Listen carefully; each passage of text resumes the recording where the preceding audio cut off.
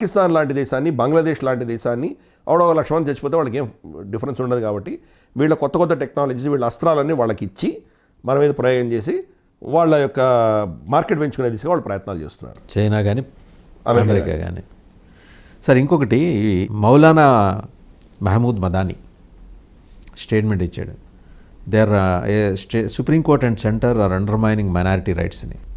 ఏంటంటే ఇంత సడన్గా ఆయన బయటకు వచ్చి ఈ మాట అంటానికి గల కారణం ఏంటి? విక్టిమ్హుడ్, మేము పీడితులము అన్న కార్డు ప్లే చేయటం ఎప్పుడూ వాళ్ళు ప్లే చేస్తూనే ఉంటారు. ఇది స్టాండర్డ్ ఆపరేటింగ్ ప్రొసీజర్ వాళ్ళది, ఎస్ఓపి. ఏ దేశంలో వాళ్ళు కనుక మెజారిటీలో వస్తే ఆర్ అట్లీస్ట్ పాలసీని డిక్టేట్ చేయగలిగిన పరిస్థితికి వస్తే షరియా వచ్చేస్తుంది అక్కడ. ఈరోజు చూస్తున్నాం యూరోప్లో అంతా షరియా ఫర్ యూకే. చాలా ప్రాంతాలు బ్రిటిష్ పోలీసు వెళ్ళడానికి భయపడతారు. బ్రిటన్ హ్యాస్ ఆల్మోస్ట్ బీన్ ఇస్లమైజ్డ్ అని అనిపిస్తుంది కదండి. అంటే బయట జరుగుతున్న పరిస్థితులు చూస్తుంటే ఇస్లమైజ్ అయిపోయిందేమో బ్రిటన్ అని. నాట్ ఎట్, బట్ ఆ దిశగా వెళ్తోంది. మనకు జేడీ వ్యాన్స్ చెప్పాడు, UK will be the first Islamic country in Europe అని చెప్పాడు. ఆ దిశగా వెళ్తోంది యూకే. అదొకటి. బట్ ఎక్కడైతే వీళ్ళు మైనారిటీలో ఉన్నారో అక్కడ డెమోక్రసీని వీళ్ళు అస్త్రంగా వాడుకుంటారు. ఇస్లామోఫోబియా. మనం ఒక వీడియో చూశాను నేను, దాంట్లో ఒక ముస్లిం స్త్రీ మహిళ మొత్తం ఇదంతా స్కార్ఫ్ అన్నీ వేసుకొని ఉంది. స్పీడింగ్ టికెట్ అమెరికాలో సిగ్నల్ని జంప్ చేసి ఆవిడ చాలా స్పీడ్ లిమిట్ కంటే ఎక్కువ వెళ్ళింది. నెక్స్ట్ టర్నింగ్లో పోలీస్ ఆపాడు. పోలీస్ ఆపి, దిగు నీ లైసెన్స్ చూపించాను, దిస్ ఇస్ ఇస్లామోఫోబియా అని అరుస్తుంది అమ్మాయి. ఇస్లామోఫోబియా అనగానే వాళ్ళు భయపడిపోతారు. సరే పోతే పోనీ అని వదిలేస్తారు. ఇస్లామోఫోబియాని అస్త్రంగా వాడుకుంటున్నారు వాళ్ళు. ఇస్లామోఫోబియా అన్న పదాన్ని వాళ్ళు డిఫైన్ చేసి యునైటెడ్ నేషన్స్ కూడా రెజల్యూషన్ తీసుకురాగలిగారు వాళ్ళు. ఇస్లామోఫోబియా మాత్రం అంటే హిందూ ఫోబియా లేదా, జ్యూ ఫోబియా లేదా, సిక్ ఫోబియా లేదా? సో అందుకని ఇస్లామోఫోబియా మాత్రం తీసుకొచ్చారు. అంటే మీ యొక్క డెమోక్రసీని వాళ్ళు అస్త్రంగా వాడుకుంటారు. ఈరోజు మదిని అదే చేస్తున్నాడు. మైనారిటీ రైట్లు అంటే మైనారిటీకి స్పెషల్ రైట్స్ ఎందుకు ఉంటాయి, మెజారిటీకి భిన్నమైన రైట్స్ మీకు ఎందుకు ఉంటాయి? అంటే మీకు రైట్స్ ఉంటే కనుక మీ రైట్స్ ఎంత ఉందో అంతకంటే ఇన్ఫీరియర్ రైట్స్ మెజారిటీకి ఉండకూడదు కదా, ఈక్వల్గా ఉండాలి. మీ వాళ్ళకి ఎక్కువ ఉండి మీకు తక్కువ ఉండని ఎవరు చెప్పట్లేదు. సమానంగా ఇద్దరు హక్కులు ఉండాలి. మీ మతాన్ని, మీ పద్ధతి, మీ జీవన పద్ధతిని కాపాడుకోవడానికి కావాల్సిన ప్రొటెక్షన్స్ ఉండాలి, అంతే. ఇప్పుడు మైనారిటీ ఇన్స్టిట్యూషన్ ఉన్న హక్కుల ప్రకారం మైనారిటీ ఎడ్యుకేషన్ ఇన్స్టిట్యూషన్ కడుతున్నారు. మైనారిటీ ఎడ్యుకేషన్ ఇన్స్టిట్యూట్ ఏం చేయాలి? వాళ్ళ మతానికి సంబంధించి, ఖురాన్కి సంబంధించి, హదీస్కి సంబంధించి, వాళ్ళ జీవన పద్ధతి గురించి ఏదైనా స్కూళ్ళు పెట్టుకున్నారు, దాంట్లో వాళ్ళకి అధికారం ఉంది. ఇంజనీరింగ్ కాలేజ్, మెడికల్ కాలేజ్ మీకు ఎందుకు? అది అసలు సెక్యులర్ సబ్జెక్ట్ కదా అది.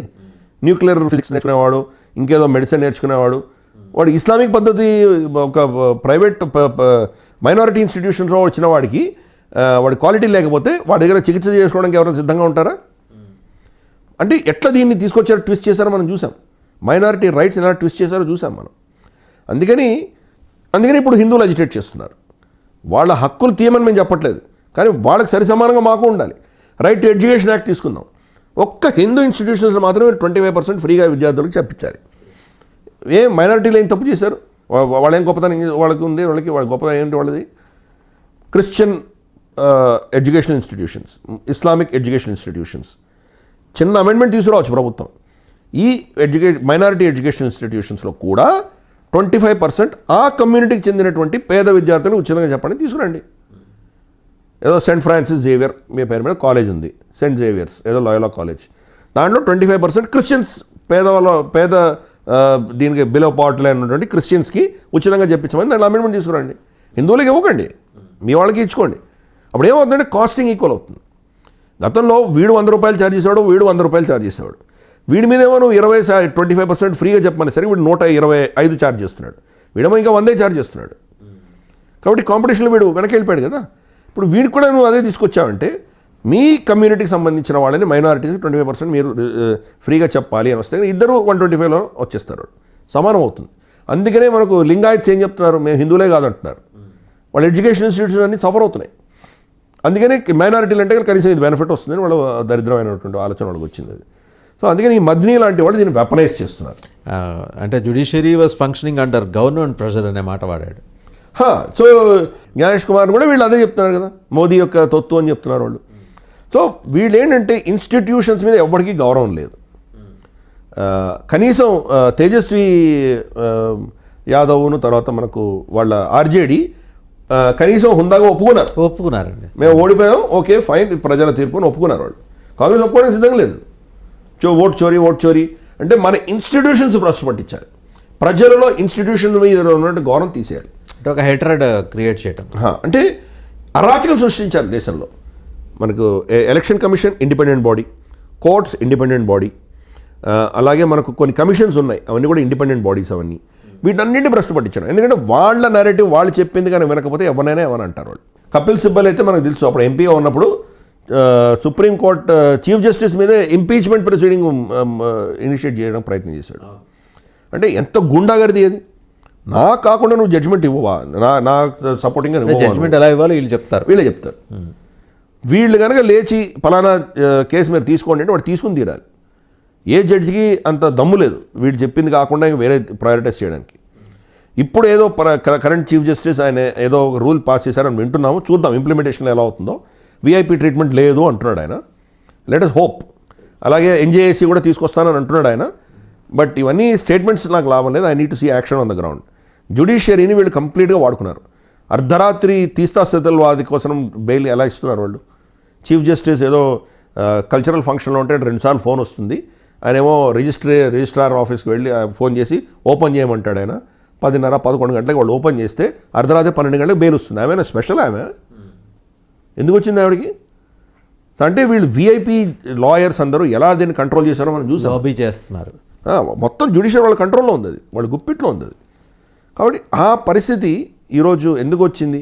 అటువంటి అంత గుప్పిట్లో ఉన్నటువంటి జ్యుడిషియరీ ప్రభుత్వం చెప్తే వింటుంది. అది ప్రభుత్వానికి వ్యతిరేకంగా ఎన్ని జడ్జిమెంట్స్ ఇచ్చారు వాళ్ళు. ఇంకో మాట కూడా అంటున్నాడు సార్, జిహాద్ justified but has no relevance in democracy అంటాడు. జిహాద్ జస్టిఫై ఎలా చేస్తాడు? వాళ్ళ మతంలో చెప్పింది కాబట్టి, ప్రాఫెట్ మహమ్మద్ చెప్పాడు కాబట్టి. అది కాదని ఎలా చెప్పగలడు? జిహాద్ని తయారు చేసిందే వాళ్లే కదా, దేవబంద్ సెమినరీనే. ఈరోజు ఆఫ్ఘాన్ తాలిబాన్ ఎవరు? అంతా దేవబంద్ తీసేవాళ్ళు. మనకు ఈవెన్ పాకిస్తాన్లో కూడా దేవబందీ, తహరీకే లబ్బైక్ పాకిస్తాన్ ఇస్ దేవబందీస్.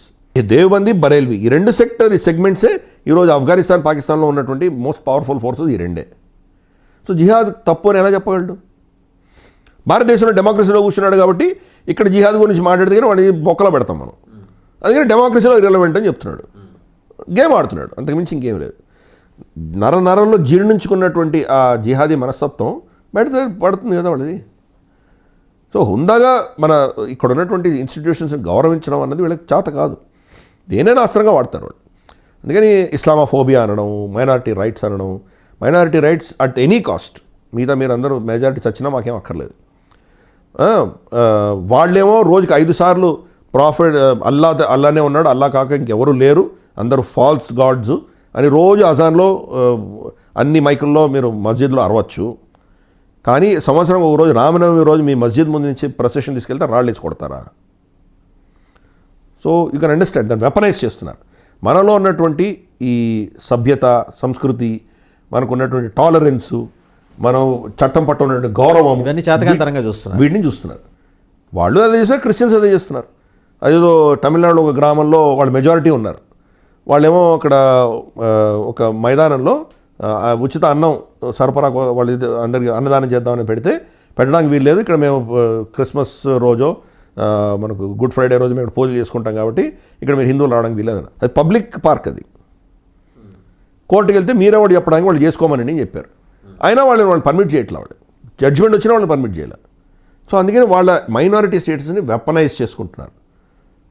మీ హక్కులు మెజారిటీ హక్కులకు అధికంగా ఉండవు, వాళ్ళకు తక్కువ ఉండవు, ఈక్వల్ ప్రతిపత్తి ఉండవలసినటువంటి పరిస్థితిని వెపనైజ్ చేయడం అనేది మనం చూస్తున్నాం. దానికి రియాక్షన్స్ అప్పుడు ఏమవుతాయంటే కొంతమంది దానివల్ల నష్టపోయిన వాళ్ళు కూడా ఎక్స్ట్రీమ్ రియాక్షన్ చేయొచ్చు.